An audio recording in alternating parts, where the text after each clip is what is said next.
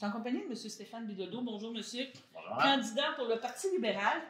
Je vais vous dire en bon français, puis c'est pas péjoratif, pas un poteau, une personne qui veut s'impliquer dans le comté et tout. Et je pense que c'est important, tant pour le Parti libéral que pour vous, d'avoir une présence là. Tout à fait, vous avez raison. Merci de le mentionner. Je ne suis pas effectivement un poteau, Comme on dit. Oui. Je suis quelqu'un à la fois bien diplômé, bien installé dans sa communauté.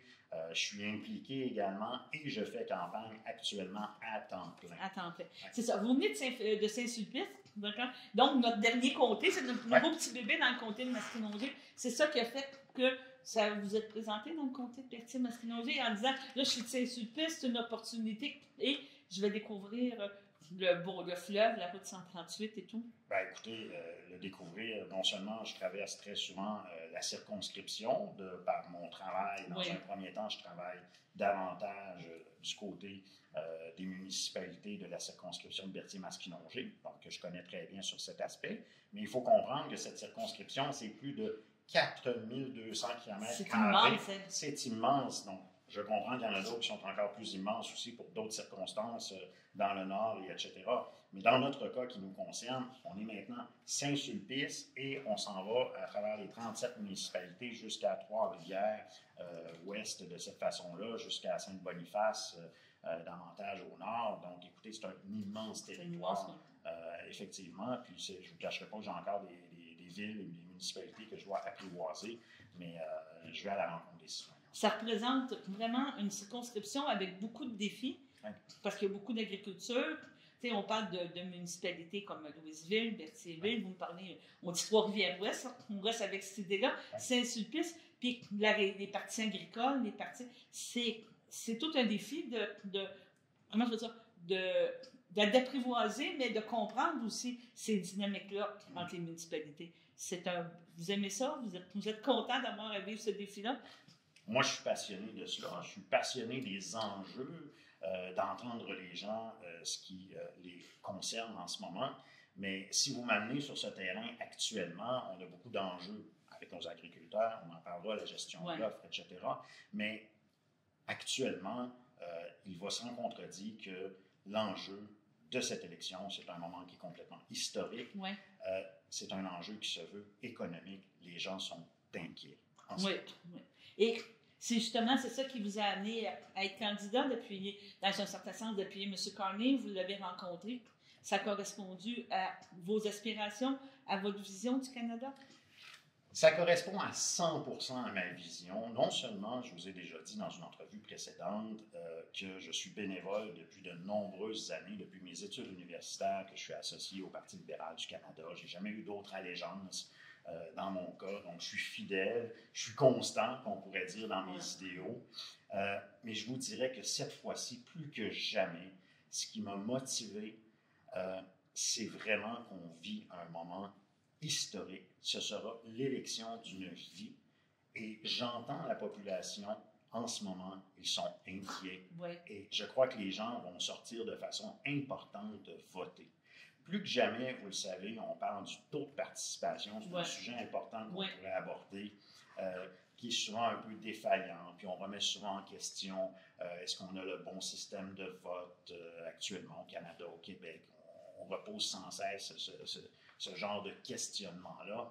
Mais lorsqu'il y a des enjeux qui sont majeurs, qui tiennent à cœur les gens, et encore plus cette fois-ci, c'est leur portefeuille qu'il sera question. Les gens, je crois qu'ils vont sortir de façon nombreuse pour aller faire un choix éclairé. Un choix éclairé. Vous me parlez que ça fait longtemps que vous êtes au Parti libéral. C'est sûr que le départ, je pense, de M. Trudeau a créé comme une vague vraiment montante. Il y a eu vraiment, comme on dit, changer de cap dans une élection, changer de cap dans le parti. Il y a beaucoup de gens maintenant qui sont ralliés avec M. Carney. C'était vraiment, vous pensez que le moment clé, vous me parlez d'historique, mais c'est assez historique de vivre ça. Là. Je vais juste faire une petite correction. Ce que vous dites, c'est pas le départ de M. Trudeau, mais c'est l'arrivée de M. Carney. Voyez-vous la petite distinction? Oui, mais c'est bien. Et M. Carney, pour moi, c'est un vent de fraîcheur extraordinaire de la direction qui nous amène. Il est l'homme de la situation que nous avons de besoin. Il l'a dit lui-même lors du débat des chefs à Radio-Canada il y a quelques jours.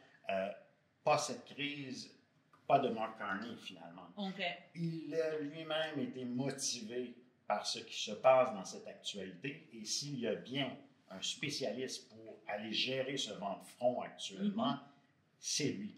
Regardez le portrait qu'il a, regardez son CV, ses antécédents, ses études, ce qu'il a fait. Je crois qu'on n'a pas besoin de le répéter encore aujourd'hui. En termes d'économie, aujourd'hui, je crois que la population peut faire confiance à Mark Carney pour se dire nous allons être le parti qui pourra affronter cette crise. De quelle crise on parle? De la crise des Américains, de Donald Trump, des tarifs, de l'imposition de tarifs. C'est ça, oui. Alors, c'est de ça qu'on est en train de se parler. Alors, s'il y a un homme, un chef, un futur premier ministre qui peut prendre charge de cette crise, je pense que c'est Mark Carney, c'est ce qui l'a motivé lui-même à faire le saut durant cette période, en ce moment, c'est ce qui avait le goût.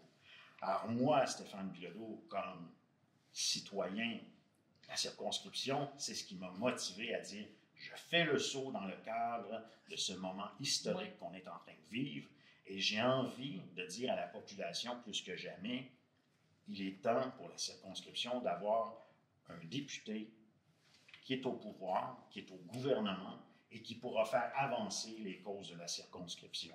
Ça fait longtemps que Berthier Masquinongé n'a pas eu ce député-là qui pouvait siéger du bon côté de la Chambre. Et ça, définitivement, pour moi, il n'y a personne qui pourra me contredire là-dessus, ça ne pourra qu'aider. Alors, j'invite les gens à dire lequel de ces candidats-là pourra former le gouvernement.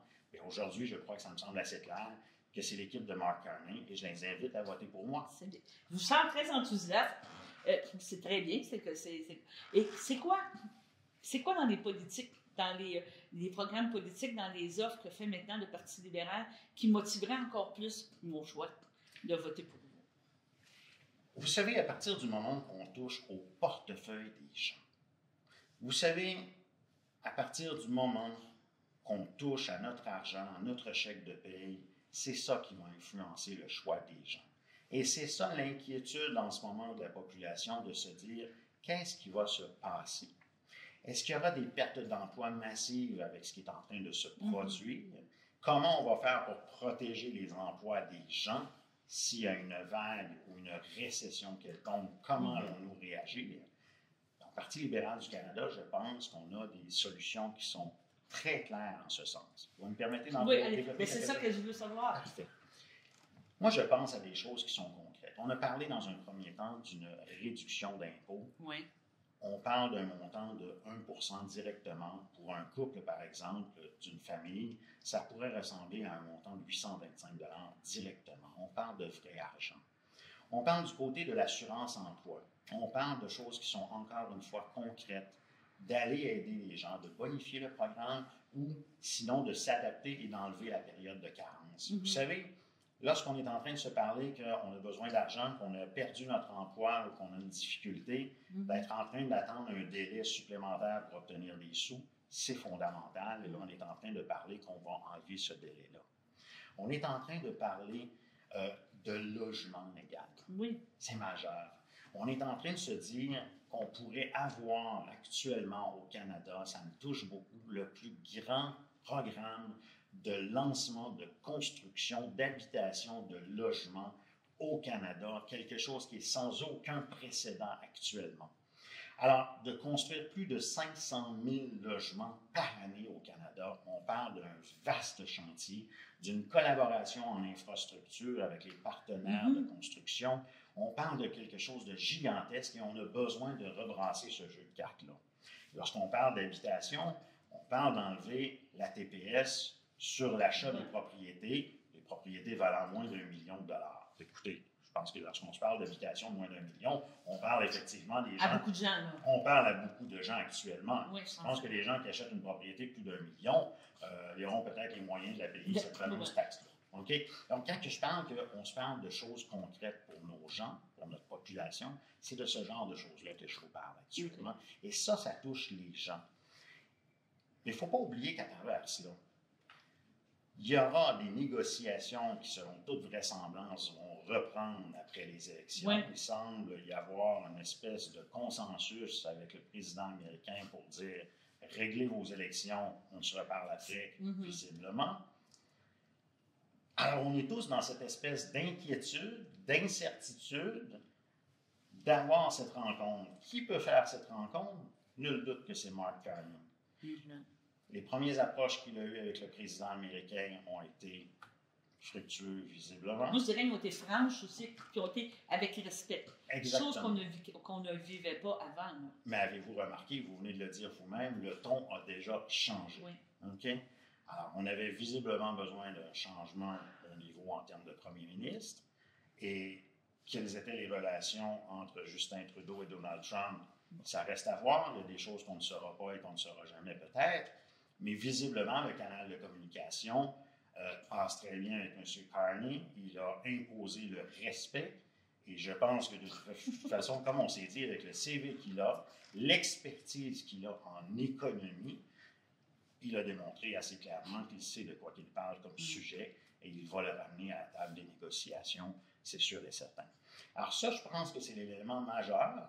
Dans la circonscription, il ne faut pas oublier qu'on a à la fois des industries, on a des entreprises, on a des fabricants, on a des concessionnaires, puis on pourrait les nommer, vous le savez, ici dans la ville Payé. particulièrement. Payé, vous le nommez. Bon, je ne voulais pas aller jusque-là.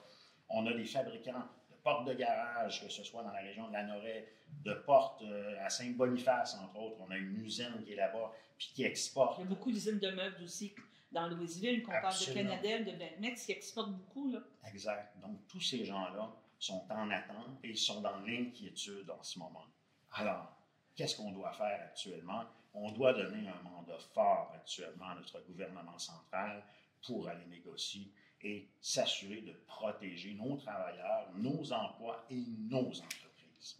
C'est ça l'enjeu aujourd'hui. Je vais vous lancer aussi sur l'agriculture, qui est quand même un des moteurs économiques. On n'a pas le choix dans la région et tout.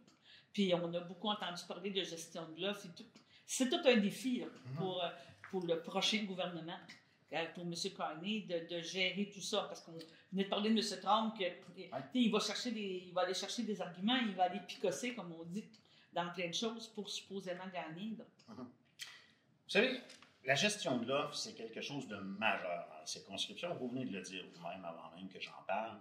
C'est majeur. Moi, ce que je veux dire en ce moment à nos agriculteurs, et j'en ai rencontré, et je fais encore des rencontres avec eux, Mark Carney a été très clair. C'est une ligne rouge qu'on ne touchera pas. Je le répète, c'est une ligne rouge qu'on ne touchera pas du tout. Okay. Alors, lorsqu'on parle qu'on va s'en aller à la table de négociation, vous le savez comme moi, vous avez un panier, vous avez beaucoup de choses, OK? Mais il y a une de ces choses-là qui dit bien, il ne touchera pas du tout à cela. C'est trop majeur pour nous. Que ce soit la production laitière, pensons-y. Le Québec et l'Ontario, actuellement, produisent près de 80% de la production laitière du Canada. Oui, c'est impressionnant. Quand on y pense. Alors, il est certain que c'est quelque chose qui ne touchera pas. Faites juste penser dans nos relations et ce nouveau canal de communication. Avez-vous remarqué que Mark Carney, dès le moment qu'il y a eu des discussions avec le président américain, son premier réflexe a été d'appeler les premiers ministres des provinces et de les amener en présentiel et non pas sous forme virtuelle de façon quelconque. Il les a impliqués. M. Legault a présenté également ses inquiétudes, ses intérêts, ce qu'il avait de besoin. Et M. Carney a été très clair, encore une fois. Il a rassuré M. Legault et il lui a dit la gestion de l'offre, c'est certain qu'on ne touchera pas à cela et on ne pliera pas et ce sera clair dans nos négociations avec les Américains. Alors moi, je suis rassuré sur ça. Vous êtes rassuré, je vous parle, on va parler un petit peu d'économie. Tantôt, vous en avez parlé avec M. Carney. Sûrement, vous avez des meetings de candidats et des choses à regarder. Puis même vous, personnellement, je pense qu'on était tous touchés. On n'a pas... Là, la bourse baisse. Ouais. Qu'est-ce que vous pensez? Qu'est-ce que vous dit votre chef en disant on a déjà passé à travers? On ne baissera pas, on n'augmentera pas les taux d'intérêt. Qu'est-ce que c'est? On n'a pas de boule de cristal, on n'est pas capable de savoir. Mais c'est quoi, présentement, vous sentez, la philosophie du chef, la vision du chef par rapport à tout ça? Parce que ça va être dur de récupérer. On est rendu un matin, quoi, à 15 18 de pertes. il y a tous les gens comme moi qui passent à la retraite, Ouais. qui sont en train de regarder leur fonds de pension puis qui disent « Oh, on va continuer un petit peu plus de travailler parce qu'il faut renflouer ces sommes-là, il faut trouver le moyen de... » Notre planificateur financier, de ce temps-ci, il nous aime beaucoup parce qu'on l'appelle, mais c'est quand même une réalité, que ça soit là, que ça soit... Tantôt, on parlait de la valeur des maisons. Il y a des gens qui disent que ça va amener une baisse des valeurs des maisons, ça va amener plein de choses. C'est quoi que vous dit votre chef? C'est quoi dans vos meetings? Parce que sûrement qu'il y a des téléphones de temps en temps qui disent c'est quoi? Qu'est-ce qu'on fait? Qu'est-ce qu'on pense? Bien, ce que vous me dites concernant la baisse des bourses, ça vient tout juste de se produire. Ouais. Okay? Il y aura peut-être une correction, mais encore une fois, on n'est pas devin. Il est un peu tôt actuellement pour s'emporter et de spéculer actuellement sur le demain. Par contre, Marc Cormier a été très clair là-dessus. Nous serons là pour la population, pour les aider à travers nos différents programmes, c'est sûr et certain. Regardez déjà une promesse d'une augmentation sur le supplément du revenu garanti pour nos personnes âgées, d'aller protéger ces gens-là qu'on sait qu'ils ont besoin de cette aide-là. Donc ça, c'est concret. On a un 5 % immédiatement pour eux pour la prochaine année d'augmentation. On va se rajuster au fur et à mesure s'il y a besoin de d'autres formes d'aide. L'assurance emploi est un autre bon exemple qui a bien dit qu'il va tenter d'enlever le délai de carence qu'on a besoin lorsqu'on a besoin d'un chèque plus rapidement. Mais je veux revenir sur ces marchés mondiaux. Il faut comprendre qu'il y a des leviers qui peuvent être touchés par, justement, le gouvernement du Canada, avec Mark Carney et ses politiques, mais ça reste que vous me parliez des taux d'intérêt, il ne faut pas mélanger non plus les choses, et on ne va pas faire d'ingérence non plus avec le président de la Banque du Canada. Non, je comprends. Alors donc, on va faire comme aux États-Unis, où est-ce qu'il veut s'imaginer aller changer. Il faudra laisser parler les marchés également. Mais il est à ce stade trop tôt pour prévoir est-ce qu'on va s'en aller en récession, etc. Il ne faut pas faire paniquer les gens non plus. Mais il est certain qu'on a une nouvelle donnée qui est mondiale actuellement. Et c'est sûr que de surcroît, ce nouveau joueur qui est en train de déséquilibrer le marché mondial, bien, c'est notre voisin du Sud. Il ne faudra non plus jamais l'exclure ou l'éliminer. Et Mark Carney, pendant un instant, a été clair là-dessus. Il ne faut pas non plus s'imaginer qu'on va se départir de lui, puis tout à coup penser qu'on va faire des exportations et ça reste notre voisin du Sud. On a besoin de trouver des terrains d'entente avec lui, ne serait-ce que sur la sécurité de notre territoire, parce qu'un gouvernement canadien, c'est tout de même aussi la défense de notre territoire, etc. Donc, ça reste un voisin avec lequel, vous savez, c'est comme votre habitation chez vous, votre voisin de gauche, votre voisin de droite. On a tous connu une chicane de voisins, les fameuses chicanes de clôture qu'on appelle. Il faut finir par trouver un point d'entente, ça c'est sûr et certain. Donc, je vais vous amener sur une autre problématique qu'on vit beaucoup dans le comté, que vous avez sûrement entendu parler, vous parlez de Saint-Sulpice et tout, l'érosion des berges, qui est de côté, qui est de juridiction, on pourrait dire, fédérale, et à cause, entre autres, de la vitesse des bateaux sur le fleuve et tout ça. Ça, c'est un enjeu, parce que justement, comme courtier immobilier, à un moment donné, quand ton client voit sa partie de terrain à vendre diminuer et tout ça, puis on embarque de ça les zones inondables. Comment vous voyez ça? Comment vous pensez que, en tant que député ici dans le Petit-Masquinaudic, ça va devenir une de vos préoccupations puis votre aide pour aider les citoyens à passer à travers cette période-là aussi? C'est quelque chose qu'on doit être attentif, qu'on doit regarder. On est dans un plein changement au niveau de la planète. Vous le savez, ça nous amène à toucher à des sujets comme l'environnement actuellement. L'érosion des berges, c'est un sujet important qu'on doit faire attention, qu'on doit porter toute notre attention, et c'est sûr que les gens de la circonscription vont avoir mon appui sur cet enjeu-là qu'il faut défendre actuellement, parce que c'est un changement qui, pour moi, ce qu'on est en train de vivre là, cette érosion-là qui est importante, qui se veut dans le cadre de tout un mouvement environnemental qu'on est en train de connaître, que ce soit également la montée des eaux à plusieurs endroits, que ce soit les inondations qu'on a connues encore au mois d'août, le 9 août 2024, on s'en souvient bien, on est averti actuellement, vous le savez, comment on a été touché ici dans la ville de façon majeure, toute la portion. Alors, c'est un enjeu qu'on devra défendre et s'occuper et s'intéresser, c'est sûr et certain. Puis, vos adversaires aussi parlent un petit peu aussi de la couverture cellulaire, qui est difficile. Comment vous vivez ça? Encore là, vous allez le vivre peut-être encore plus intensément lors de vos tournées, d'avoir des postes. Oui, j'ai déjà vécu ça, vous en faites pas. Non, vous pensez que le CRTC, les gens devraient impliquer, obliger un petit peu plus ça? à investir dans les grosses compagnies, Roger, Bett, de mettre des tours, parce que c'est pas juste une question récréative, c'est vraiment une question de sécurité. Je pourrais vous ramener des cas qui ont été vécus, là, puis c'est pas nécessairement des endroits reculés et tout, que sans couverture cellulaire, tu n'es pas capable d'appeler le 911, tu n'es pas capable d'avoir des services. C'est important là, si on veut garder en vie notre région, notre comté. On est conscient de cet enjeu-là et j'en suis personnellement conscient. Je l'ai vécu personnellement dans la circonscription. Il y a bien des gens qui en parlent, c'est sûr et certain. Moi, j'invite encore une fois, puis vous m'amenez sur un élément. Je pense qu'il faut pousser dans cette direction-là. Encore, on a du travail à faire. Il y a du travail qui a été accompli. Ça avance, lentement mais sûrement, comme dit l'adage. Mais on s'en occupe, ça fait partie de mes préoccupations. J'ai bien entendu qu'on va continuer de travailler très, très fort là-dessus. Mais vous savez, les technologies évoluent également très rapidement dans le milieu. Alors, on doit s'adapter, puis on doit peser sur les bons leviers également pour faire changer ces choses-là, particulièrement dans la circonscription. D'accord. Une dernière question avant que vous nous quittiez, parce que je sais que vous avez beaucoup de travail. Ça passe vite. Ça passe vite, hein? Ouais. Tant mieux, c'est bon signe. On est en bonne compagnie. Ben, c'est ça, exactement. Vous êtes élu le 28 avril. J'espère. M. Carney vient vous voir, il dit quel ministère tu aimerais faire.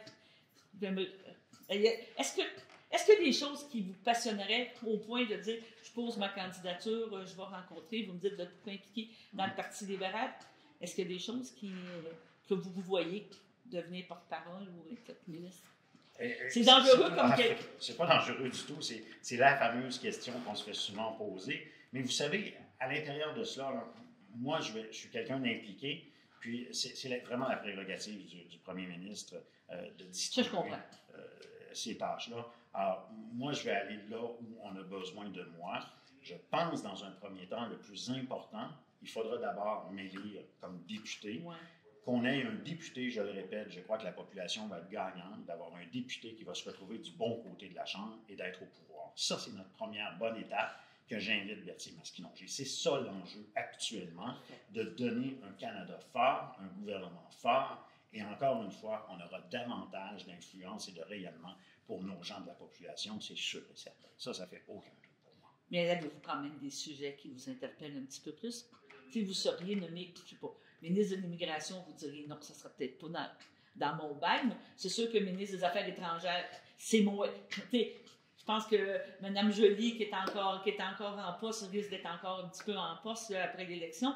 Mais est-ce qu'il y a des choses qui vous interpellent plus? Mais je pense qu'à partir du moment que le premier ministre vous interpelle, il se doute déjà que vous avez un intérêt sur le sujet à laquelle il vous a interpellé. Oui, c'est ça. Alors, je le laisserai venir à moi à partir de ce moment. Je n'aurais pas moyen. On va savoir, il va falloir attendre après l'élection. C'est une tentative, on est bien content. Vous avez travaillé fort. Merci. En tout cas, je vous remercie beaucoup. Merci à vous. Très impressionné par votre présence et votre aplomb, votre présentation. Merci beaucoup. Merci.